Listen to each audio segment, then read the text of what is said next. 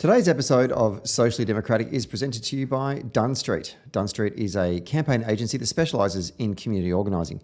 We work with people that want to build power to make the world a better place, including community-based organisations, trade unions, progressive businesses and social democratic parties across the globe. We develop community engagement strategies that win campaigns both big and small. We train engagement staff, volunteers in the Gantt framework of leadership, organising and action, and we help folks craft their own story through the practice of public narrative that seeks to connect people through their shared values and moves them to act together. And if you want to create change in your community in 2024, then hit us up at dunnstreet.com.au. Today's episode is also brought to you by Maurice Blackburn Lawyers. For over 100 years, Maurice Blackburn have been extending access to justice for everyday Australians through their advocacy and campaign work. And they need your help. They have a job opportunity for a social media communicator with a flair for progressive campaigning. The job is based in either their Melbourne or their Brisbane office in their marketing and comms team. And for more information, go to mauriceblackburn.com.au/careers. And finally, today's episode is brought to you by SwiftFox. Every moment on a campaign matters. You need the tools that you can trust, lists that are up to date, phone banks that change minds, emails that drive donations, events that will energise the community both online and offline, and text blasts that distill your message perfectly. SwiftFox CRM is made for campaigners by campaigners. And to find out more, just visit their website, which is swiftfoxcrm.com, to win your next campaign.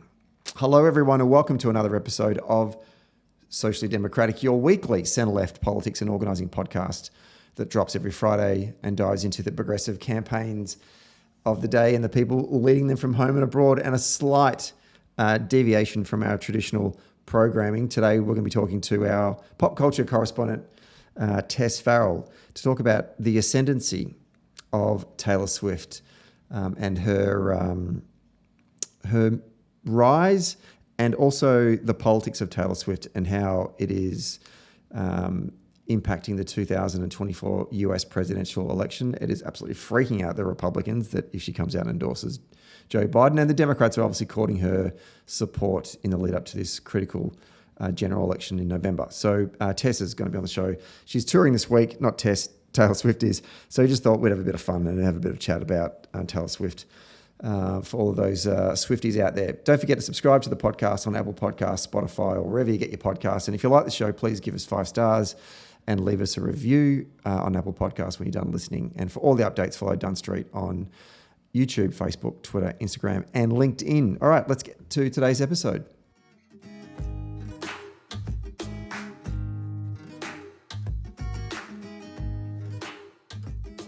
We are taping this one on a Thursday evening on the lands of the Wurundjeri people.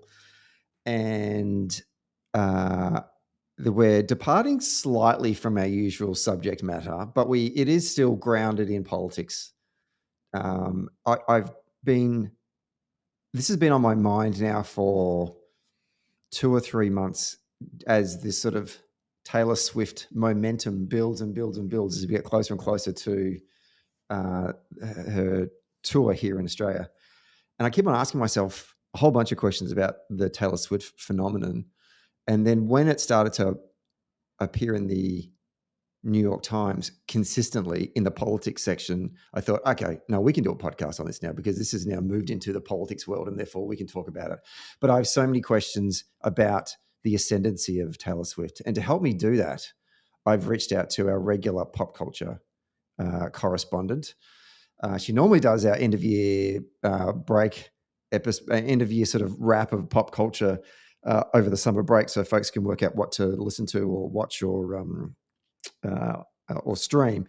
But I've called her out of retirement to come on the show today to help me understand the phenomenon that is Taylor Swift. Tess Farrell, welcome back to Socially Democratic.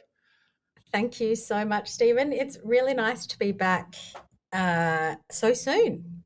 I didn't think I'd get the call up for another 12 months, and here I am, an emergency Taylor Swift meeting. It is. It actually is, isn't it? Would you refer to yourself as a Swiftie?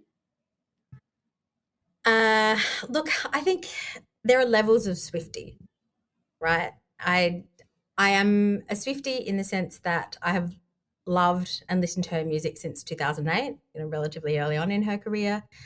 But I'm not so ingrained as a Swiftie that I'm going onto her ex-boyfriend's Instagram account and like saying, die, die. I won't follow her blindly. But I do love her music. So I am very much so a Swiftie, I think, in that sense. Define a Swiftie. What is the caricature of that someone would qualify as a Swiftie? Oh, look, there are Swifties all around the world. The real sort of test is just how dedicated you are to her, how much you know about her, if you're going to her tours, you're online, you're consuming everything that she does, and you will go into bat for her at every opportunity. She can do no wrong to you. So that's why I'm not sure if I'm a solid 100% Swiftie, because, I'm not just going to exempt her from particular things just because she's Taylor Swift, but there are people that live and breathe her. So there are Instagram accounts now that follow her whole tour. You've got girls in Canada waking up at 3 a.m. to document her whole tour while she's in Japan or in Australia, before they go about their day and do their work, or go to their jobs. So those are real Swifties, I think. Wow. Okay, that's fantastic. It's kind of like the modern version of Beatlemania, I guess, in some respects, for the boomers listening to the show. They go, I remember that.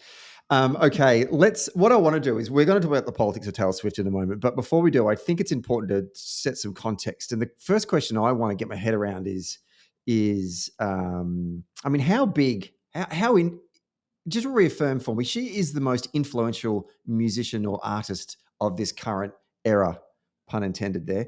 Would that be fair to say, right? Like, 10 years ago, Beyonce was kind of like, Queen Bee. And I feel like there's been a mantle that's been passed. She's the clear sort of number one in pop music now. Would that be right? Yeah, she is an international superstar. I think she's actually taken the music industry into completely new heights, which is a pun for Swifties who know that her boyfriend's podcast is called New Heights. Is she the most popular artist of my time? Yes. Is she the most influential? It depends how you define influential, but I think I can break it down in a couple of stats, which I think people appreciate if you want them. Totally. Okay, so according to a Morning Consult poll from March last year, 53% of American adults said they were fans of Swift, and Jesus. 16% identified as avid fans of the star. Wow, okay, that's more than half the population of the United States, of 340 million people. She has 14 Grammys. She's the only artist ever to win Album of the Year 4 times. So Frank Sinatra won Album of the Year 3 times. So did Stevie Wonder. Adele only has 2 Album of the Year Grammys. In 2023, Taylor was the most streamed artist on Spotify, 26.1 billion streams globally in just the 1 year. And that earned her about $100 million. She has 281 million Instagram followers. She's sold out stadium shows all across the world several times over. The Eras tour is finally coming to Australia this week. That tour alone, 4.3 million tickets, performing to about 72,000 people each show. She's got 3 shows in Melbourne. And the merchandise alone, selling that during her tour, that's worth 200 million. 4 million Australians tried to buy tickets last year, and there were only 450,000 tickets. Bruce Springsteen, the boss, and Beyonce also toured last year. And the Eras tour earned more money than those 2 tours combined. Beyonce and Bruce Springsteen. She's 34, and Forbes estimates her net worth as 1.1 billion. So she's not just financially successful. She's received critical acclaim with her Grammys, and she's beloved by fans. I can't think of another artist that has done what she has. That's a great context setter, actually, to prove that she's not just a successful musician with all of those Grammys that she's won, but she's also incredibly successful at business as well. Mhm. The question, and I've written this question in the show notes about 30 different ways, and I think it's just probably easier to just to put it one way.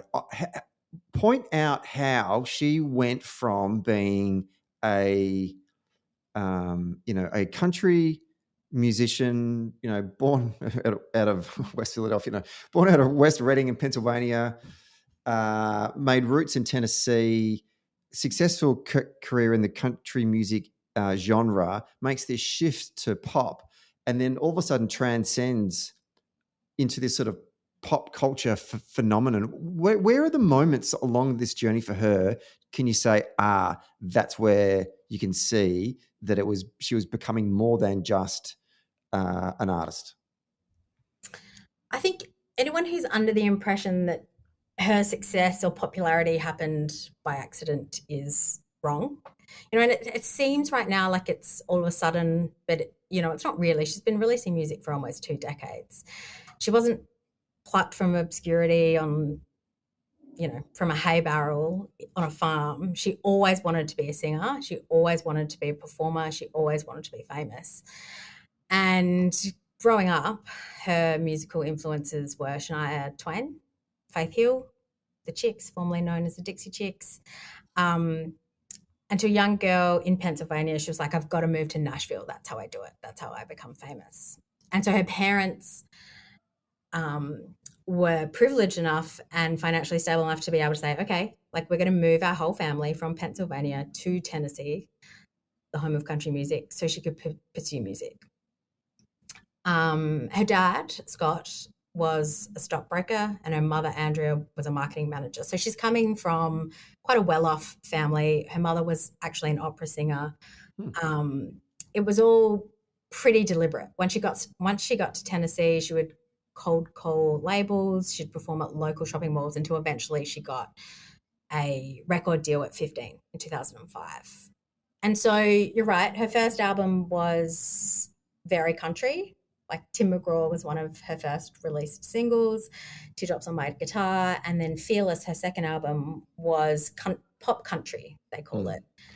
And I think that's where I first discovered her, because one of her singles, which is I can't even forgot now the name of it. I can only imagine it by the film clip. It's the one where she's in love with the guy that's the quarterback in the football team, and she also plays an alter ego character as well. What's that song? You Belong With Me? Yeah, that one. Yeah. Which is very country, right? It is. You're right. It's country pop, isn't it? Yeah, it's country pop. She won, country music awards, the Rising Star. At Fearless, her second album, won Country Album of the Year, I'm pretty sure, the year it came out. It was very much country. But then when Love Story came out, I think Love Story was her first worldwide hit. It was before You Belong With Me, I think. Mm-hmm. And it just found an audience commercially across the globe. And ever since then, her music has been more pop than country. And she's steadily been releasing music ever since. I think probably one of the key things to remember about Taylor Swift is she was one of the first female artists to become popular alongside the rise of social media. So she had MySpace, she had a Tumblr, she built a loyal fan base pretty early on through social media, releasing, music on MySpace before it actually got officially released. She has always engaged with her fans on a very personal level, in a way that artists couldn't do before, like Celine Dion, Mariah Carey, Britney Spears, absolutely iconic, but they weren't sharing their lives on TikTok or replying to their fans on Tumblr. And everything she does is for her fans. Her marketing around her albums is really incredible. She hypes them up and just builds momentum with really great marketing campaigns. But I think fundamentally, when it comes down to it, her success is really from her storytelling, like the lyrics in her music. She writes about universal experiences for women.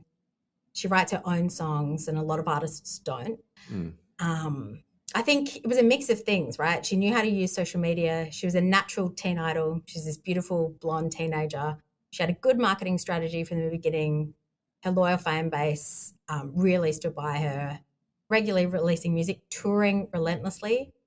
But none of that success that she has now would be possible without her personal songwriting. You know, listening to you there are some parallels between that and community organising, because you need to be a good storyteller in community organising. You need to put your constituency first. And it sounds like the relationship that she's built between herself and her fans in building the foundation of her success was critical. Organising isn't marketing, but obviously she's using the tools that are available to her that you talked about at the time to maintain that honest and authentic connection that she has with her audience. Seems pretty crucial, and that's very similar to what we need to do in organising as well, right? Yeah, absolutely. So I want to there was something, maybe it was I can't even remember when it was. It was the way that she how did she how do you see how Taylor managed to transcend different generations? Because my cousin is my age, without giving away her age, but most people know I'm much older. And maybe 5, 6, 7, 8 years ago, she heard me playing a Taylor Swift song in the car, and she said, "Oh, I love Taylor." And I said, "No, I wouldn't pick you as a Taylor Swift fan." And she said, "Oh, I love Taylor Swift." And I said, "Why?" And I said, "Because she speaks to me." And that struck me. I went, wow, if you really she genuinely likes Taylor Swift. And I just assumed at that point Taylor Swift was just the domain of, teeny boppers or, teenagers and maybe early 20s. But that isn't the case. How did the hell this happen? How did we discover that actually, she has got a fan base that isn't just young girls, but it is actually quite reasonably diverse across age brackets?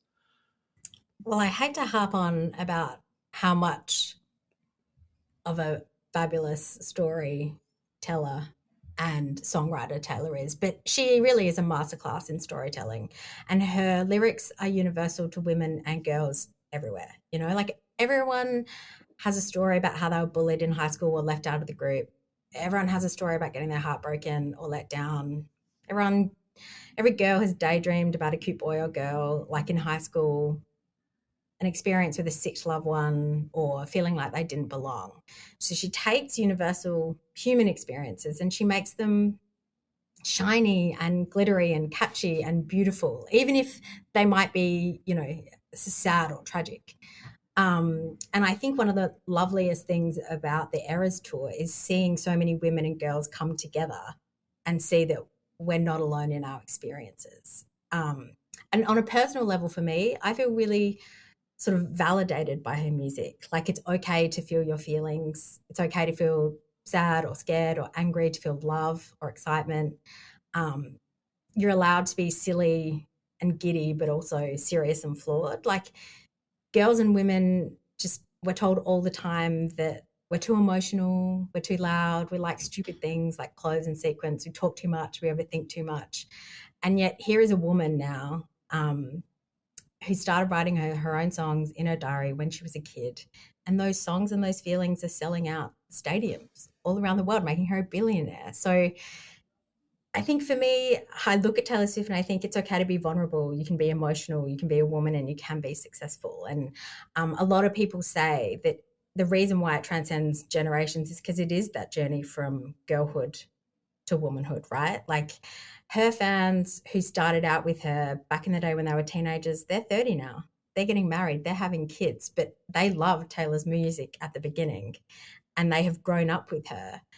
And I think, the point of your cousin really connecting with the music is there's plenty of people who are 40 or older who are also getting into Taylor Swift later in life because their kids are into it, because she's still so popular and she's still releasing music really regularly. My follow-up question is I need to remember this, just a takeaway, just to the point you just said there. In the city today, my partner pointed out to me today, looking around the city, there were lots of mothers walking around with their daughters, and I think they're all come from interstate because they're in a city that she's not touring. Is it just Melbourne and Sydney that she's playing in? Is she doing Brisbane, Adelaide, Perth, or? No, much too much. I feel really bad for, people living in other states, but yes, she's just doing 3 shows in Melbourne and 3 shows in Sydney. And Right, so there okay. will be a lot of people coming to Melbourne. I've got friends flying in from Adelaide, from Perth, coming with groups of people, like groups of women. My cousin who's 15 is coming. My friend who's 31 is coming. It's a really broad spectrum. And I'm so excited. Yeah. Well, and to that point, even today, so we're recording this on a Thursday. This episode will go up tomorrow. So, and the show's on Saturday, Sunday, Monday. Friday. It starts tomorrow. Oh, it starts tomorrow. Okay, right. The city's starting to get a bit of a grand final weekend vibe. Well, the gig is at the MCG. It is sold out. It pretty much is. It is the grand final of music. And look, I heard that cities in the US were begging Taylor Swift to come because it injected so much into their local economy, right? People coming, staying, putting money back into the local economy. So, it's a huge event. Walking around the city today, I saw a lot of people in Eras Tours T-shirts. I love the connections between sisters, friends, female friendship, but I also have a bit of a soft spot for the dads taking their daughters. Good on 'em. AFL hero Brendan Favola, I think, was making friendship bracelets with his daughters to take to the gig. So, if Fev's doing it, the whole world is doing it, right? It's huge. That's beautiful. Okay, so back to the point you were asking before. Sorry, back to the point that you were talking about before. Stephen, use your words. Was there a particular album or albums in which you saw her songwriting mature? In which, because I don't know a lot of their earlier stuff. To be honest, I just know all of her singles basically. But and I don't even know what albums are on. But there was a point there where you started to hear the songs and go, "Oh, there's some depth in that songwriting." And obviously, you talked before about how important it is. But I'm just wondering, is there any particular album where you started to see this sort of maturity or this shift in the way that she wrote and told stories? Yeah, I think 1989, which I think came out in, let me see, 2014. And that was a really huge pop album where it definitely started to steer away from high school boys, and it started to take on sort of much more meaning. The lyrics were a bit, they were deeper. So there was 1989, and then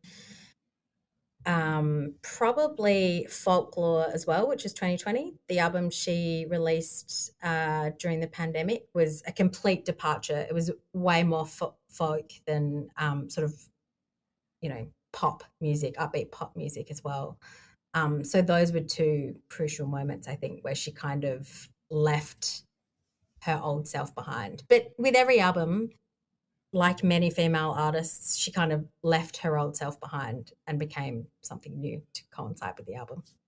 Because a lot of the commentary about her in the mainstream media tends to lean into the fact that she writes a lot of songs about her past boyfriends.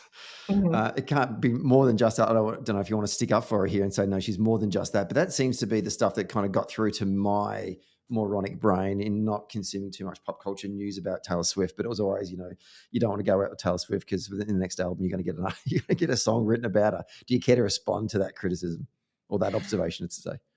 I mean, she gets really mad about that because, she kind of bit back and is like, no one talks about how Ed Sheeran sings about his relationships, right? Like, what's wrong with singing about your relationships? Everyone does, right? Like the Beatles sang about women. So she thinks that sort of criticism is unfair. And certainly if you have dated Taylor Swift, the Swifties are coming for you. So you should beware. But she's never come out and said it. And in fact, when she re-released a song that her fans assumed was about John Mayer, the artist, because the song is called Dear John. Mm-hmm. She actually made a public plea to say, hey, this is old music. I'm re-releasing it. Please do not go after John Mayer. It's, it's something that happened, it's a song from ages ago, I'm living in the present. So she doesn't tell her fans to go after her ex-boyfriends. And, it's all speculation. We do it to ourselves. And don't the Swifties look for hidden meanings in a lot of the lyrics as well, which I think she's made reference to in one of her most recent songs off the most recent album or something? Oh, for sure. Taylor Swift is famous for leaving little Easter eggs, little hints. She really is a great performer in that way. She even says in her documentary, Miss Americana, that, they say you stay the age you are when you turn famous, right? Like she talks about actually not really growing up all that much until she was later in her 20s. And so, yeah, she leaves little secret things she used to leave them in her CDs, and her lyrics, people they go off with theories about what they are, and she inflames it. That's part of her success, part of the marketing strategy. She wants people to talk about what she's up to. Good segue there. So I actually want to ask you about the marketing. How much of her success, I get a sense from what I've read that a lot of the ideas are generated by her in terms of her business strategy. I mean, how much is it down to her? How much is it to the team around her? Can you give me some examples of where she's done some incredibly smart, sassy moves that has led to her success? Yeah, look, I don't think she could have gotten to where she is without her own sort of creative edge and intuition, but she certainly does have a huge team. Her parents, I think, are her business managers too. And, they have quite a lot of experience running sort of businesses. So her publicist is with her almost 24/7. She's surrounded herself with, a really great team. And it's clear to everyone that she has a strategy in place for her whole life, really, because everything that she does is so heavily scrutinized. Nothing is done by accident. So yeah, I think it's a mix of both. She has a great team, and she also has, that star quality, and she knows what's going to work. I mean, if you think about some of the things that she's done to demonstrate that she's been successful, that she's sort of successful in a business sense, the Eras tour sold out everywhere. People were, selling their kidneys to get tickets. So when she couldn't put on more shows, she decided to take the show and release it in cinemas. And so she took the whole tour, so you could go, people who couldn't get tickets to her show could go to the cinema and watch it, and kind of get a feel and kind of experience it as it was in a stadium. So yeah, she's very smart. Give us the backstory for those that aren't familiar with this, the re-recording of her music following a dispute. Who was the dispute with, and what was her response to that? So Taylor, when she was 15 and she was signed with Big Machine Records, signed a several album deal, right? Like which is really common when you're young to sign on to do 6 albums. And basically because her music, she recorded, she was part of a record label, and they essentially own her music. They own the masters of her music and the rights to her music, and so they earn money from it. When her record deal was up, she was going to move, and she tried to buy back the masters from Big Machine Records, which was her original label, and a guy called Scott Borchetta, who was the executive, and they said no. And it was awful for her because here she was, this is only a couple of years ago, I think 2017, 2018. She was leaving her original record label, and she was trying to own the rights to her music, which she wrote that music, she produced that music, she sang that music, she toured it. And instead, Big Machine sold the masters, the rights to her music, to a man who she despised, who she says bullied him. And she was absolutely outraged. And imagine being that popular, that successful, that talented, but also feeling powerless. Like there was nothing she could do. The company refused to let her buy it back, even though she could afford it. She could afford to buy her own masters back. So instead of being powerless, she said, okay, I'm going to re-record it. So she did. She's worked through re-recording all of the albums that she recorded with Big Machine. And so that's why when you see albums that say Taylor's version, that's the re-released music, because she's re-recorded it, and you should listen to those versions because the money goes to her, not a guy that she despises. So that was a big moment for her. Let's take a quick break to talk about SwiftFox. Every moment on a campaign matters. You need the tools that you can trust. Lists that are up to date, absolutely. Phone banks that can change minds. Emails that drive donations, and events that will energize the community online and offline. And text blasts that distill your message perfectly. SwiftFox CRM is made for campaigners by campaigners. And to find out more, go to swiftfoxcrm.com to win your next campaign. Okay, let's get back to the show. And she credits someone, another artist that she'd never spoken to before, but they had sent out a tweet saying, just re-record. Who was that again? It was Kelly Clarkson. She said you should re-record all your own music. And it was a real power move. On a personal note, I listened to all of the Taylor versions music instead of the original ones. And it actually it was a great marketing opportunity, right? Because we go back and we listen to them and we experience what we experience. Millennials love nostalgia. So going back and having those albums re-released over the last couple of years has been incredible. Fantastic. Okay, we're at the half-hour mark, and I now want to shift into politics. And beginning with, from what I have researched, in the early part of her career, she was very apolitical. Is that right? Yeah, she was. And, rightly so. Country music stars have always, Queen of country music, Dolly Parton, never made any comments about politics for her whole career. The Chicks, formerly known as the Dixie Chicks, they were cancelled for speaking out against George Bush during the war in Afghanistan. That really hurt them financially and personally. Like, they pulled the Chicks' music from country radio. People were burning their albums. It was awful. So she saw that and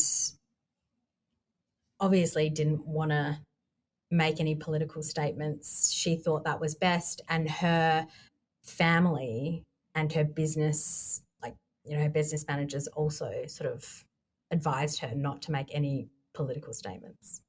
So when do we see this shift?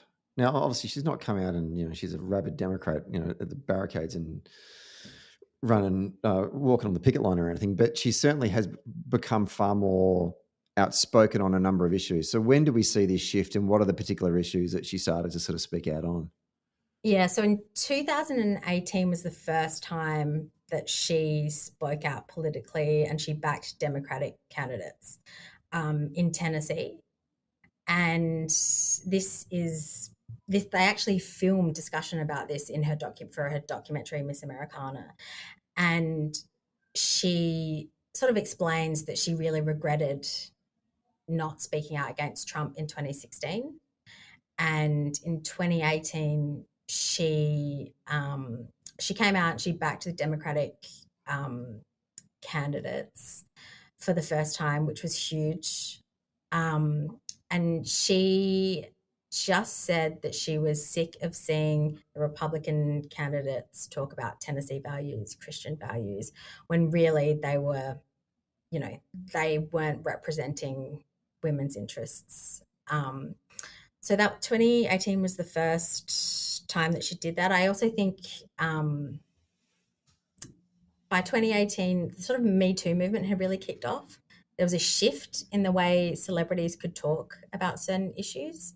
And she herself actually sort of had her own sort of sexual assault trial. So in 2013, at a meet and greet, a male radio DJ put his hand up her skirt and groped her while a photo was being taken. And she reported it to his employer and he was fired. And he tried to sue her for defamation and she countersued him for $1 and she won. And so it's quite a powerful message to young women, right? That you should speak up and people will listen. Noting that she's in a position of extreme power and wealth. But, you know, if a young girl saw that and said, well, Taylor Swift spoke up about it, you know, maybe they will too. Like that's important. Yeah. So I think by 2018, she kind of had more life experience. And so she was more willing to come out and talk about politics. What other particular issues does she, apart from endorsing, obviously she endorsed those two the state Democrats running in her home state of Tennessee, and obviously Biden as well in 2020.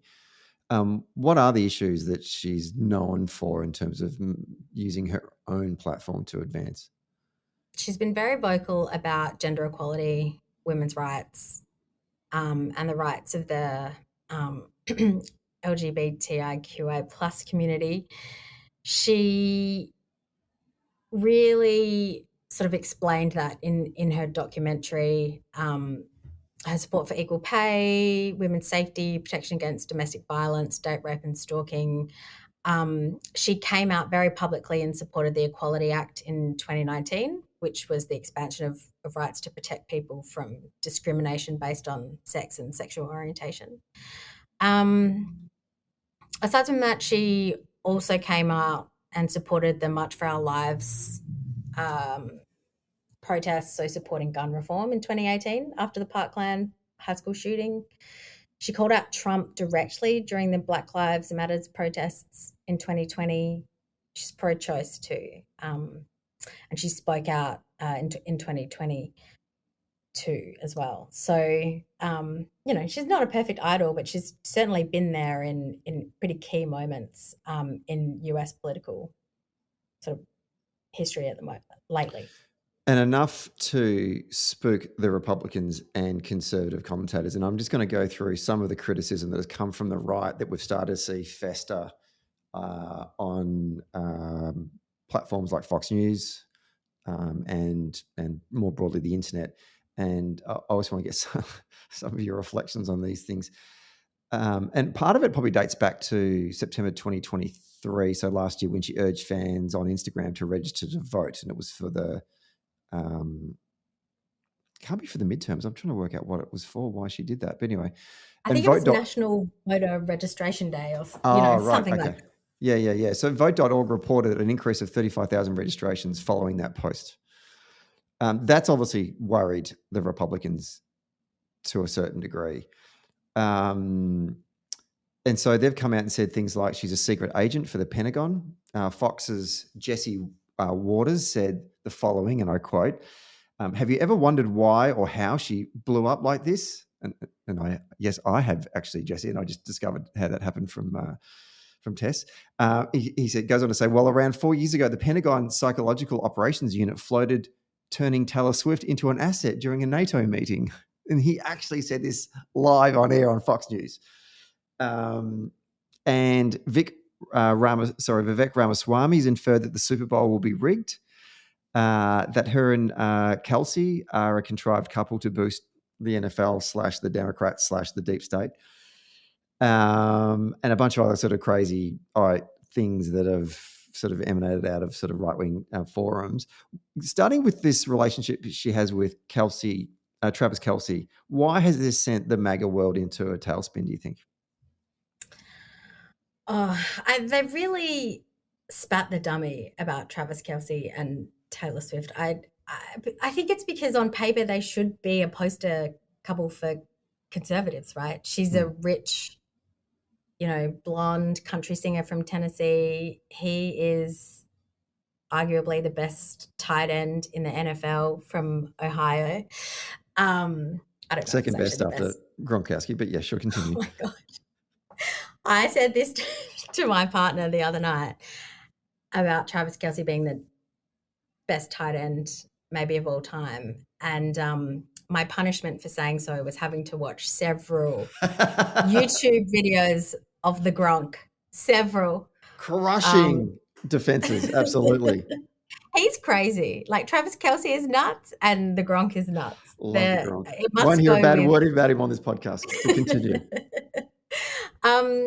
Anyway, what I was saying was on paper they should be, they should be out there campaigning for the Republicans, but they're not. And I think that's what's made them so mad, but at the beginning of the career, of Taylor's career, she, they were calling her an Aryan princess.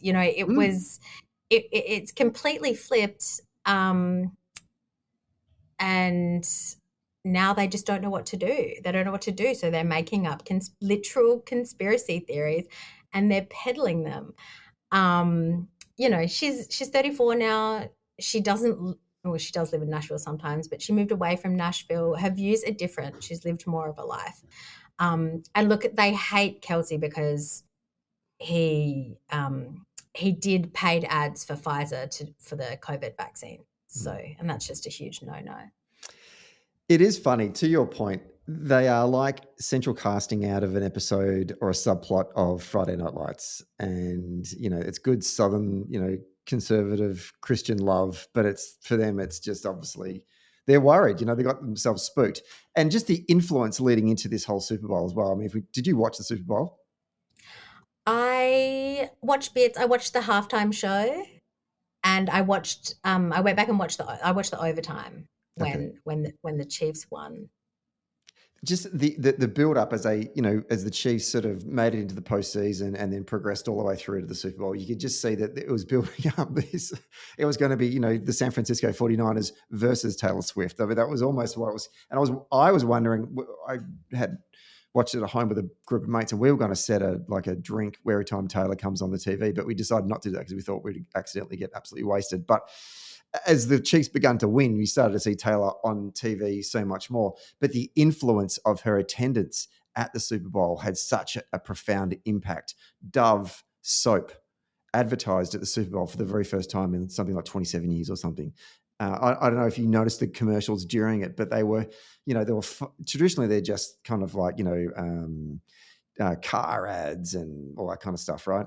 And State Farm and stuff. There was clearly a far more feminine tilt to the ads that we were seeing in this particular Super Bowl, which I'm assuming because so many more women were interested in this game because of Taylor's simple attendance in the audience, in the crowd. Isn't that nuts to think about? It's crazy. So I think they said 123 million viewers. And I read somewhere, I don't know if this is actually true, they said it was the largest TV audience since the moon landing. Right. I know it's the most watched Super Bowl ever, but every Super Bowl is the moon landing. Yeah, that's crazy. And yeah, I think it's great. I think, more women tuning into sport, fantastic.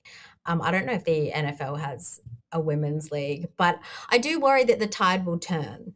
Taylor is already getting yelled at games. People they're yelling at her, being, "You're ruining football, Taylor." It's just like, get a grip, Gary. Like, no one's taking your Budweisers away from you. Sit down and eat your hot dog. But she's getting, I think I really don't want the tide to turn on her and for there to be too much oversaturation when it comes to football, because I think opening it up, to have more women watching is great.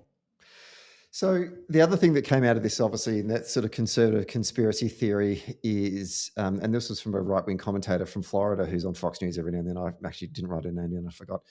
But she had framed the 2024 presidential election will be a contest between MAGA and the Swifties. If that was the case, I don't think that's the case, but if that was the case, who wins? Great question. It is actually very funny, the parallels between Trump supporters and Taylor Swift or Swifties. They both follow their leaders blindly and the first to jump in to defend in the comments online. They both speculate and make theories. They gather in groups online and in person, decked out in merch. I mean, I don't know who wins. I mean, Taylor Swift hasn't endorsed Biden yet, so that needs to happen. You know, celebrity endorsements doesn't necessarily lead to winning elections. I don't know. They want it though. You can clearly see the Democrats. There would be a lot of meetings going on right now between the DNC, the Biden administration, the campaign team, and Swift's team, right? Yeah, I mean, she has a proven track record of getting people out to vote. You know, in 2018, I think 65,000 people registered to vote after she told them to. Last year, 35,000 people registered to vote. You know, we know that she can get people out to vote or to register, but I mean, it's one thing to influence people into wearing red lipstick and listening to music and making friendship bracelets. It's another thing entirely to influence someone to vote a particular way. But I hope to hell that the Swifties win. Only time will tell. Exactly. I mean, the point you make is important. It's important for us to here in Australia to remember that the main game in US politics, campaign politics, isn't persuasion. It's actually registering your own people and making sure they go to the polls. That's how you win elections in the US. And I read today, or maybe I saw it on MSNBC, the state Democrats in Florida, for example, are actually organizing around her 3 concerts that are in the state of Florida this year and doing voter registration drives. So they're actually linking into when she is coming to town, they're going to have thousands of volunteers outside the stadiums seeking to drive people after the concert to go register to vote. So even if there isn't some kind of coordinated public announcement from Swift, the Democrats have worked out, well, we need to be where she is because she's bringing thousands of people into these stadiums and we need to find our people and get them registered and ensure they vote on election day. So, you know, I mean, it's smart campaigning. They're just leveraging off of her own, you know, base, right? Yeah, that is really smart organizing. Yeah, her fans are women, they're young women, they're mothers. They need a plan for voting too. Like, yeah, engagement with them at her concerts. Very smart. Okay, now we've talked about the criticism from the right. Let's talk about the criticism from the left. There was an article in the New York Times during the week, and I sent it to you. You know, did you get a chance to read it? I think so, bits. So I've broken up a number of the main points of criticism that have come from our aspects within the broad left, and I just want to get your reflection on this. The first one, which one seems to be the most popular of all of them, is that she's a climate criminal for the kilometres or miles she's racking up in her private plane jetting around the world. I'll interject there and just say... Yeah. Apparently she tops the list of celebrity climate emitters. She says that she lends her plane to other people, to other celebrities. Oh, that's lovely. I don't think that it exonerates her, but go on. And she did fly back from Japan to watch her partner play in the Super Bowl. Lucky for some. Funnily enough, our own SBS got credited in this New York Times article, and SBS had apparently asked in their own reporting, who's making the merchandise?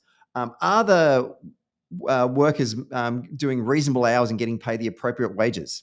Does she really need to release as much merchandise as she actually is?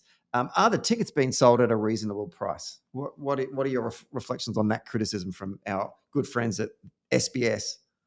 I mean, the answer to all those questions is no. But did I buy one of her T-shirts at pre-sale merch? Yes, I did. Look, I don't know. Do we really have to hang this on her? Well, apparently she gave her staff $100,000 bonuses last year, which totaled $55 million. So she's to some degree putting her hands in her pocket, right? She would be a good boss. And I know that she makes donations to charities as well. But yeah, I mean, I'll have the T-shirt. The Heiress to a T-shirt is really soft. When I go home, I'll go and look up who made it. I'll try and see if it's ethically made. Right. If it's Gildan, it's not. It's made in Haiti, and the Greens got in a whole world of shit when we discovered that their campaign t-shirts were made by Gildan, which is all slave labor apparently in Haiti. So there's a no-no. Some folks were angered that she failed to condemn the actions of a previous boyfriend, Matty Healy, who apparently is the lead singer of the band The 1975, who was filmed on stage giving a Nazi salute. Never a great thing. And during interviews, he lobbed insults at a rapper called Ice Spice and talked about watching pornography that degraded black women. And apparently Kelly Powell, who wrote in Salon saying whether she's dating Healy or this is another elaborate PR scheme. What's the story there?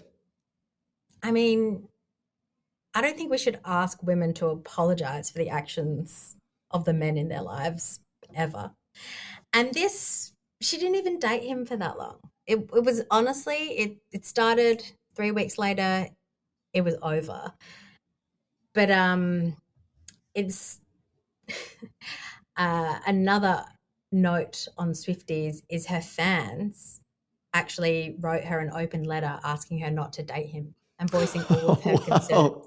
Yeah. Oh, wow. So we already knew that he was a Nazi. Letter. Yeah. They were like, don't date him. He doesn't align with your values. And they used hashtag Speak Up Now, which is a play on one of her albums, Speak Now. And then, so they released this open letter. Her fans released an open letter calling for her to condemn him. And then, just like that, the relationship was over before it even started. Right. It was very short-lived. I wouldn't say it was an ex-boyfriend. Taylor Swift and Ice Spice are now besties. Ice Spice went with her to the Super Bowl. Whether or not that's a whole PR stunt, I don't know.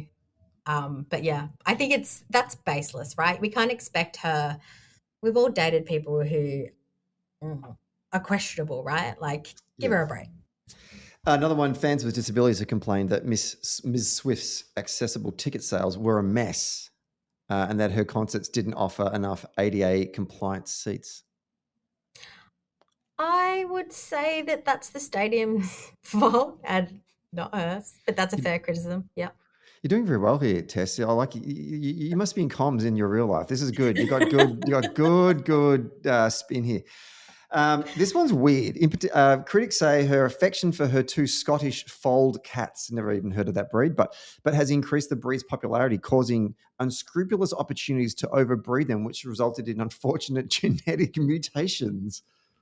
Okay, let's just think about that for a second. We're blaming Taylor Swift for the downfall of an entire breed of cats. I'm not a cat person, so I just don't have any sympathy for that. Anyway, and naturally she got drawn into the whole Middle East conflict right now, and fans were using a hashtag Swifties for Palestine, and I've asked Ms. Swift to call for an immediate ceasefire, cut ties with Israel's companies, and to publicly support Palestinians. I can tell you, look, if Taylor Swift can't bring peace to the Middle East, then no one can. Am I right? I mean, I don't know about you, but my general view is that I am not looking to Taylor Swift for answers to political conflict. I don't think celebrities owe us their political views. I'm not interested in hearing about what Ariana Grande thinks of renewable energy, and Swift alone can't save the world from the climate crisis. No, well, as the article said, the writer said, despite winning pretty much everything, it seems that Taylor Swift can't win. Is that a fair reflection? Oh, totally. Actually, my favourite song of hers, there's a lyric in it that says, "People throw rocks at things that shine." So, she's Times Person of the Year. She's going to be criticised no matter what she does. So we're almost at our hour, and I now want to just move off the politics stuff and move back to more about the game day preparations for yourself. Obviously, you've got tickets. How did you manage to swindle tickets? How are you one of the lucky people, Tess? Yeah, first off, I want to say I'm really, really lucky. I tried to get tickets like everybody else last June. I was actually overseas at the time. I was in Ireland, and it was 3 a.m. and God bless my partner, he got up to buy the tickets. He considers himself a bit of a ticket master. He's like, yeah, I'll get them. I'm like, oh, I don't think you know what you're up against here. But he went in feeling really confident. But yeah, it was 3 a.m. and we were somewhere in Kalani, I think, and somewhere in Kerry. And I kept falling back asleep. He was trying to buy them. We were unsuccessful. I think our IP got blocked because we were actually overseas, not in Australia, but I don't know for sure.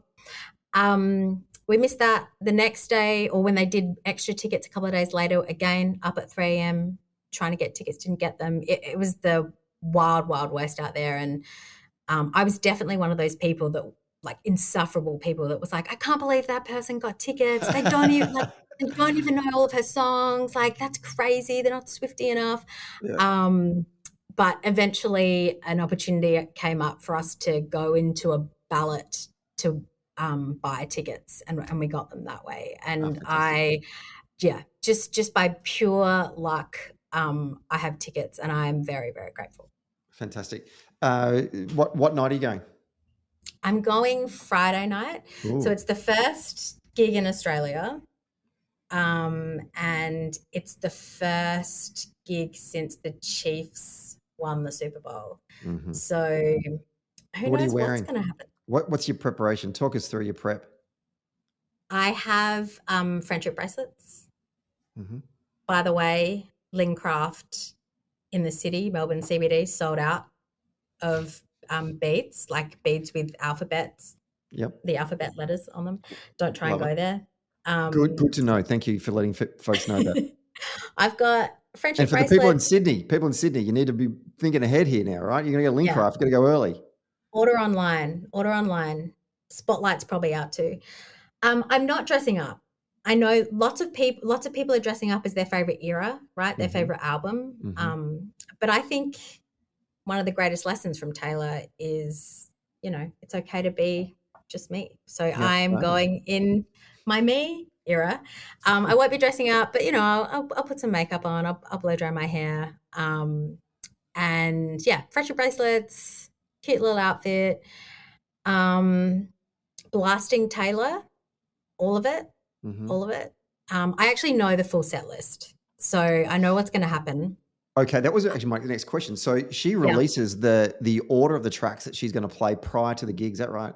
She doesn't release it. I mean, you can get them anywhere. I went to Blink-182 last night, and you could find the set list online. But it's so well documented on Instagram and TikTok that the full set list has been released, and it's the same everywhere. So I know the set list, but I haven't actually. I've tried to avoid any footage. So I don't really know. I don't know what she's wearing. Like, I don't actually know, whether she's singing something acoustic or whether she has dances.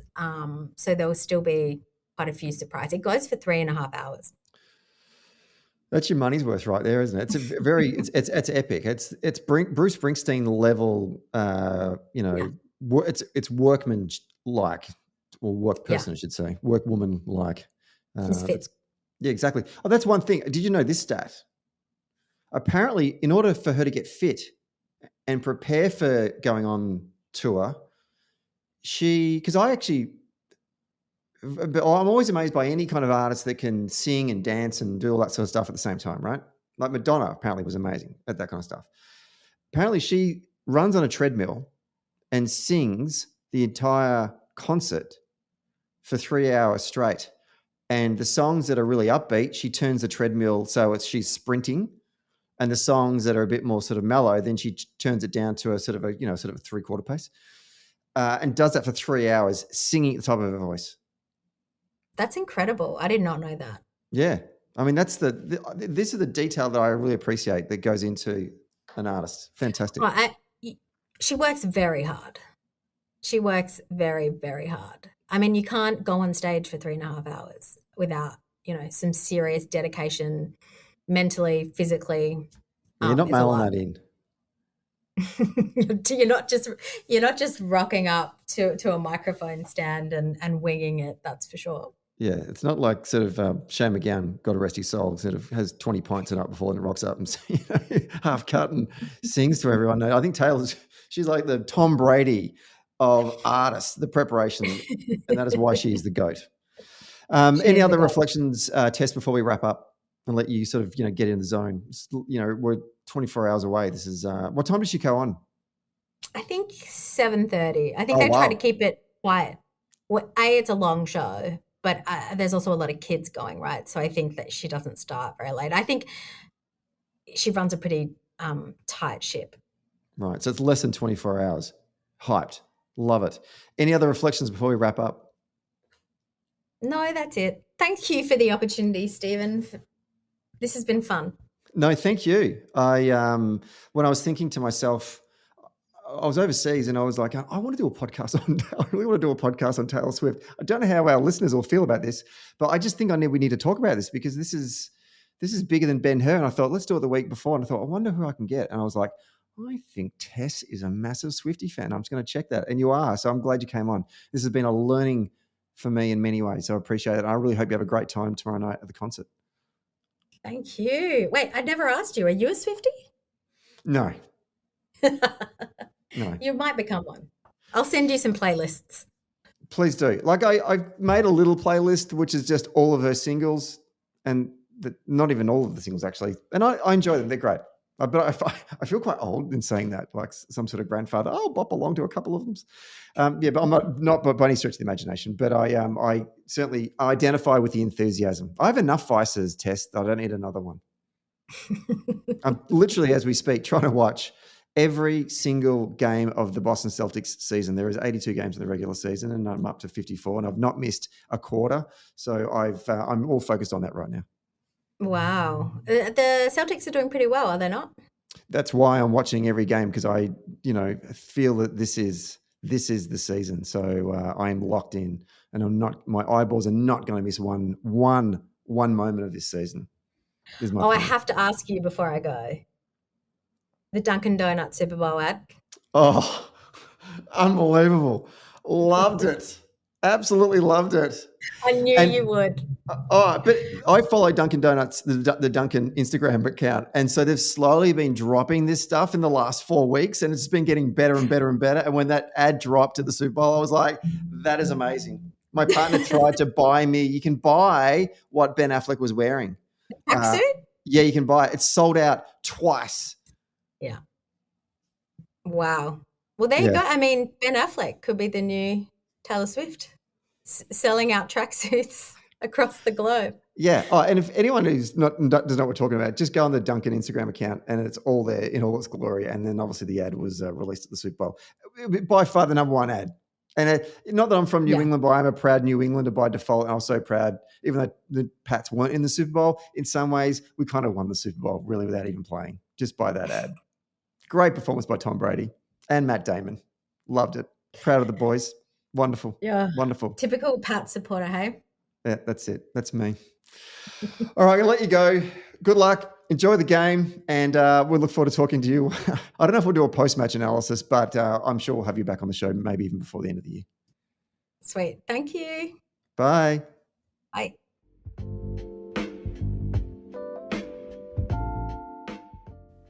Hey there. Thanks for listening to Socially Democratic. Did you like the podcast? Hit the follow or subscribe button and be sure to leave a review on Apple Podcasts or Podchaser. And to get all the latest updates on Socially Democratic, follow Dunn Street on Facebook, Instagram, Twitter, and LinkedIn. And we'll see you next Friday. Socially Democratic was brought to you by Morris Blackburn Lawyers. Morris Blackburn Lawyers have spent more than a century paving the hard path to justice for everyday Australians. They've helped over 500,000 Australians turn their situation around, and they know how the system works.